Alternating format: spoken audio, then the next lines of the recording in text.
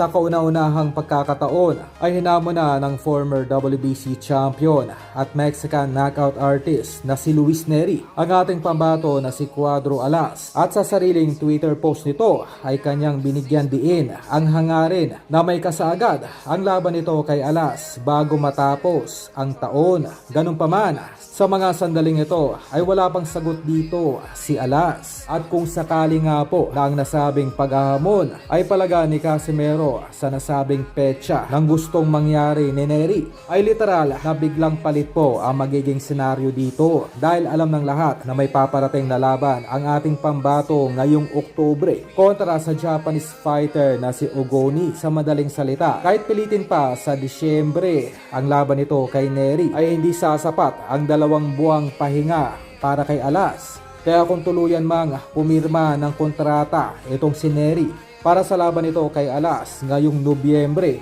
o Disyembre, ay otomatiko pong ikakansela na ng ating pambato ang paparating na tune-up fight nito kontra sa Hapon na si Ogoni. At kung sakali mang matuloy ang Nery Casimero ngayong taon, ay panigurado po sa baluarte ni Nery sa bansang Mexico, dahil noong 2018 po ay pinatawa na ng lifetime ban ng bansang Japan na itong si Nery dahil sa paggamit ito ng ipinagbabawal na kemikal at sa makailang ulit na pagsablay nito sa timbangan sa naging rematch nito noon sa Hapon na si Yamanaka.